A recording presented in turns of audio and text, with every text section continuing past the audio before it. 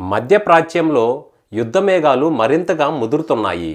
Iran, Israel, అమెరికాల మధ్య జరుగుతున్న ఈ భీకరమైన పోరులో ఇప్పుడు అసలు సీన్ మొదలైంది. నిన్నటి వరకు 3 షరతులే అన్న ఇరాన్ ఆ మాట కాస్త వెనక్కి తీసుకొని మరి ఇప్పుడు ఆ సంఖ్య 3 పోయి 6 అయింది.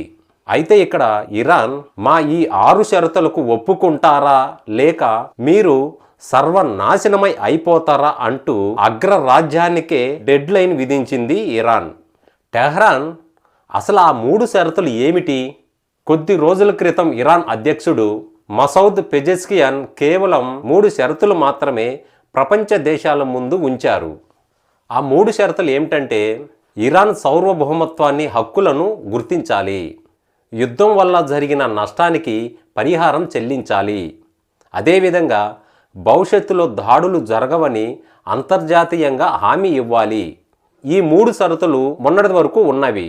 కానీ యుద్ధం తీవ్రత పెరగడం వల్ల, అదేవిధంగా అమెరికా అధ్యక్షుడు డొనాల్డ్ ట్రంప్ హర్మోజ్ జలసంధి విషయంలో కూడా 48 గంటల అల్టిమేటం ఇవ్వడంతో ఇరాన్ తన పంతాన్ని మార్చుకుంది. అయితే ఇప్పుడు ఇరాన్ పెట్టిన 6 షరతులు ఏమిటి? అయితే ఈ విషయంలో ఇరాన్ సీనియర్ అధికారులు ఆల్ మయాదిన్ మీడియా ద్వారా వెల్లడించిన విషయం ఏంటంటే ఈ 6 షరతులు ఇవే. 1, శాశ్వత ఒప్పందం. ఈ ఒప్పందం ఏమిటంటే యుద్ధం మళ్ళీ పునరావృతం కాకూడదని. ఇవి ఒట్టి మాటలు చెబితే సరిపోదు, మాకు లిఖితపూర్వకంగా హామీ ఇవ్వాలి, తాత్కాలిక కాల్పుల విరమణకు తావులేదు అని వారు ఫస్ట్ డిమాండ్ చేశారు. రెండవది, అమెరికా సైన్యం ఆ దేశం నుంచి నిష్క్రమించాలి. ఏంటంటే పశ్చిమాసియా నుంచి అమెరికా తన సైనిక స్థావరాలను పూర్తిగా తొలగించాలి. ఇది రెండో షరతు. భారీ యుద్ధ పరిహారం చెల్లించాలి. ఈ యుద్ధం వల్ల ఇరాన్కు ఆర్థిక వ్యవస్థ చాలా దెబ్బతిన్నది. అదేవిధంగా మౌలిక సదుపాయాలకు జరిగిన ప్రతి పైసా నష్టాన్ని అమెరికా చెల్లించాలి. అదేవిధంగా 4వ షరతు ఏంటంటే ప్రాంతీయ యుద్ధాల ముగింపు. అంటే కేవలం ఇరాన్తోనే కాదు, గాజా, లెబనాన్ వంటి అన్ని ప్రాంతీయ యుద్ధాలను వెంటనే నిలిపివేయాలి అని 4వ షరతు పెట్టింది. మరి 5వ షరతు ఏంటంటే హోర్మోజ్ జలసంధిపై పట్టు. ప్రపంచ ఇంధన సరఫరాలలో కీలకమైన హర్మోజ్ జలసంధి. ఈ జలసంధిపై ఇరాన్ నియంత్రణను చట్టబద్ధంగా గుర్తించాలి. ఇది ఐదో డిమాండు. మరి 6వది ఏంటంటే మీడియా విచారణ. ఇరాన్కు వ్యతిరేకంగా ద్వేషపూరితంగా ప్రచారాలు చేసిన వ్యక్తులను విచారించాలి, అదేవిధంగా వారిని తమకు అప్పగించాలని ఈ డిమాండ్ చేశారు.